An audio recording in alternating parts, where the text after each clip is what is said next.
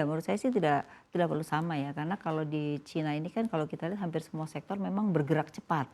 Kalau di Indonesia kan enggak. Jujur aja dari banyak sektor sebenarnya hampir 70% tuh hanya dikuasai oleh 5 sektor besar. Nah, dari 5 sektor besar kan ada sub-sub sektornya. Nah, menurut saya dari sub-sub sektor itu saja yang mungkin bisa dibedah lagi jumlahnya gitu. Sekarang saja udah lebih dari 50 yang ada di Bank Indonesia. Jadi menurut saya sudah cukup besar. Jadi memang tiap negara itu punya kebijakan masing-masing tergantung mana yang akan dikembangkan di dalam sektornya. Nah, menurut saya mungkin satu pariwisata ya itu juga kan turunannya banyak juga itu. Mungkin juga perlu menjadi pertimbangan karena itu juga menyangkut UMKM ya. Sedangkan kalau untuk manufaktur, memang manufakturnya tuh tidak hanya pada SDA karena kalau SDA ini kan lebih banyak juga tenaga kerja dari asing ya. Nah, mungkin yang berkaitan dengan manufaktur yang berkaitan dengan garment yang sekarang juga mulai bertumbuh lagi ya. Terus kemudian industri kreatif saya rasa juga gitu. Jadi mungkin harus dicari, maka mungkin harus melibatkan asosiasi-asosiasi pengusaha yang memang bisa dalam jangka pendek ini lebih mengembangkan gitu. Saya rasa itu jauh lebih penting dibandingkan kita hanya melihat data. Karena kalau data itu kan kita bicara historis, tapi kalau kita bicara ke depan ini kan tergantung permintaan baru ke depan. Itu sih saya rasa. Lalu sektor agrobisnis yang terkait dengan pertanian itu juga penting. Kenapa? Karena sekarang kalau kita lihat dari kemandirian pangan kita dan inflasi kita bisa ditekan, itu karena memang daerah-daerah sudah memunculkan banyak sektor-sektor pangan dan itu bisa mengurangi impor kita kan. Nah, itu juga saya rasa perlu didukung gitu supaya di satu sisi masalah pangan kita selesai, inflasi juga bisa diselesaikan. Di satu sisi kita bicara pada orientasi yang berbasis kesempatan kerja karena kan isu kita adalah isu pengangguran dan juga kemiskinan. Itu sih. Baik, Bu Afi, kita kembali lagi ke kebijakan moneter Bank Indonesia. Selain juga soal GWM yang sudah kita bahas dan juga mungkin insentif yang diberikan ke sektor real. Dan untuk pemangkasan suku bunga sendiri, Ibu lihat ini bisa dilakukan kapan? Apakah bisa lebih cepat daripada The Fed menurunkan suku bunganya? Oke, saya rasa enggak ya Kak. Sampai akhir tahun mungkin Bank Indonesia berusaha minimal mempertahankan. Itu yang akan dilakukan. Tapi tahun depan kalau kita lihat memang sampai triwulan 1 atau paling lambat triwulan 2 The Fed baru akan menurunkan suku bunga walaupun penurunan suku bunga itu tidak akan terlalu signifikan. Mungkin mereka turunnya juga bertahap ya. Jadi memang 2024 itu penurunannya masih belum akan signifikan.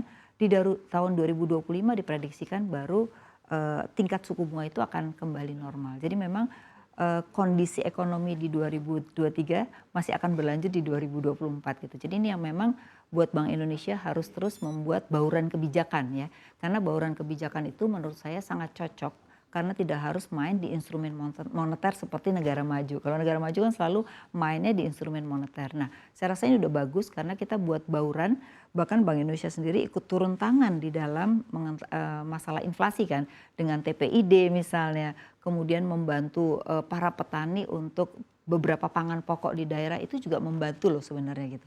Jadi saya rasa bauran kebijakan ini sangat sangat bagus, tinggal harus ada dukungan juga departemen teknis supaya bisa lebih luas lagi.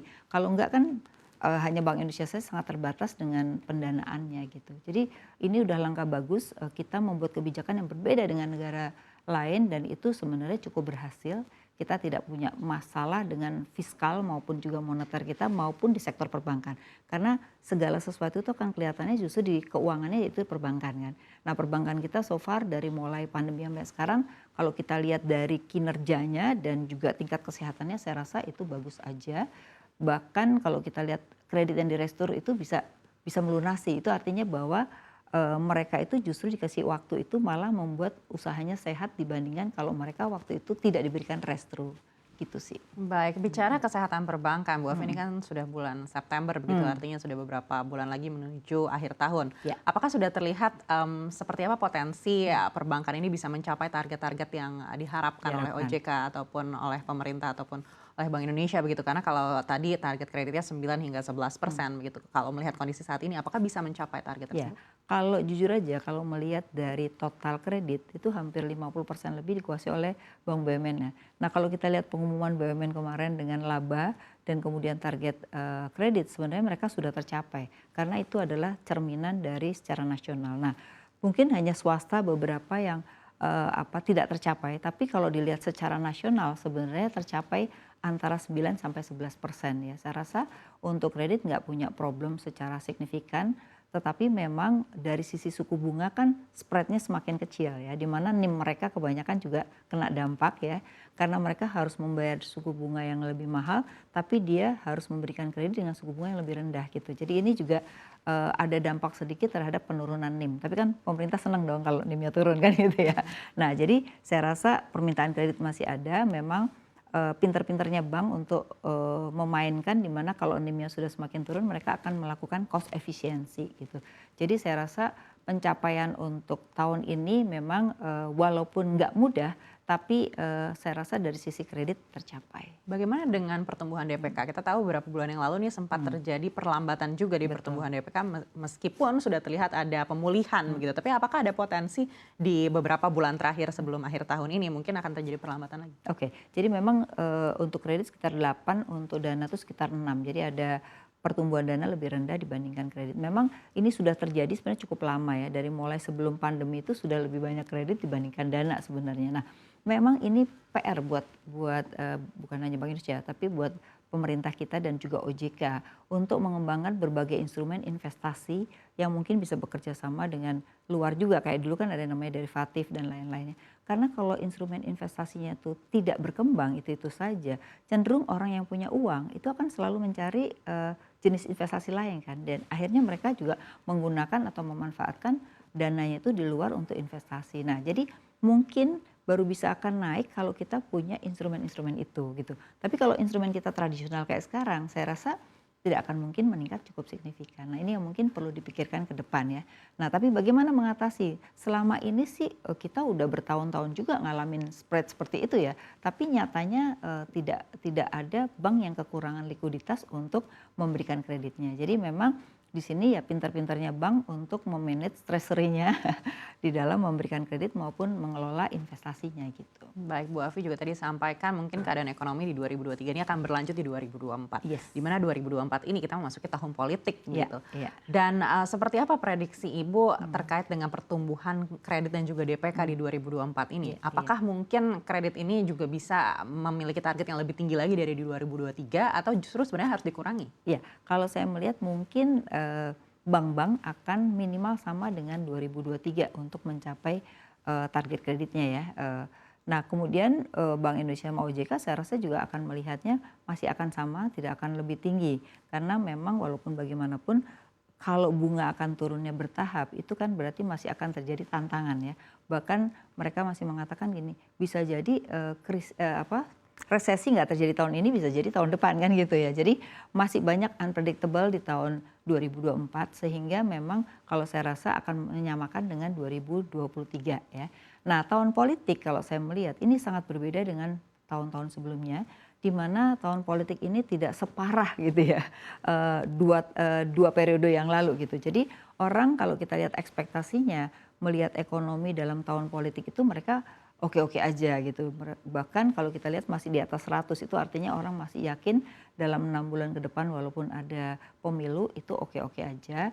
Apalagi sekarang kan kalau kita lihat nggak terjadi benturan-benturan kepentingan yang terlalu besar seperti dulu gitu. Jadi saya rasa ini juga membantu keamanan dari sisi ekonomi di tahun 2024. Baik, untuk pertumbuhan ekonomi sendiri, Ibu lihat di 2024 ini akan seperti apa? Apakah mungkin bisa melesat dibandingkan di 2023? Ya, kalau kita prediksi pemerintah kemarin di RAPBN-nya sendiri kan sekitar 5,3 juga ya. Jadi artinya belum bisa mencapai ke 6. Jadi kita masih memprediksikan bahwa tidak beda jauh dengan 2023. Hanya inflasi harapannya lebih rendah. Nah, ini yang memang PR besar karena untuk menjaga inflasi di tahun 2024 itu memang perlu upaya yang besar, terutama adalah menjaga harga pangan.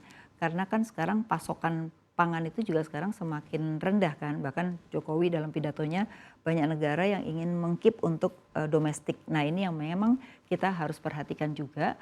Karena ini akan menjadi PR kita di 2024, apakah kita inflasinya tetap bisa rendah apa enggak. Gitu. Itu sih PR besarnya kalau sektorialnya gitu. Baik, kita kembali lagi ke perbankan, Bu Afi. Ini menarik ya, karena di tahun depan ini juga menjadi tahun batas akhir dari ketentuan modal inti minimum untuk BPD. Lalu artinya akan banyak konsolidasi perbankan begitu. Apakah ini juga akan mengubah seperti apa pemetaan pertumbuhan perbankan di 2024? Jadi gini, kalau buku 1, buku 2 udah nggak ada masalah. Karena semuanya itu biasanya diambil alih oleh bank besar atau mereka merger. Sudah nggak ada PR. PR-nya memang ada di BPD. Nah, cuman apakah memang pemerintah berani untuk membuat BPD jadi BPR gitu kan? Atau memang kalau menurut saya cara yang terbaik adalah sekarang banyak BPR tuh ingin ber-KUB. KUB itu apa namanya menjadi bagian dari bank swasta gitu. Tapi aturannya belum keluar masalahnya sehingga bank-bank swasta yang ingin berkolaborasi dengan BPD itu banyak. Tapi karena aturan belum keluar mereka nggak berani. Kenapa? Karena kalau menjadi KUB kan punya tanggung jawab. Ketika mereka tidak mampu menambah modal, maka yang menambah modal adalah KUB-nya yang bertanggung jawab. Nah, jadi sekarang sudah banyak bank-bank swasta maupun bank BUMN yang pengen ber-KUB dengan atau menjadi KUB dari BPD gitu. Jadi menurut saya nggak akan ada sulitnya karena sudah banyak yang mau melamar BPD. Masalahnya adalah aturannya belum keluar karena di dalam PP nomor 52 itu adalah bahwa pemerintah daerah itu wajib memiliki 51%. Jadi kalau KUB mereka harus memiliki 51%, lalu kalau terdilusi gimana? Ya kan? Berarti kan aturan itu nggak bisa membuat orang ber-KUB dengan BPD. Jadi menurut saya tinggal satu aturan itu aja. Kalau aturan itu boleh ber-KUB dengan yang lain, maka sebenarnya BPD nggak punya masalah dengan modal inti.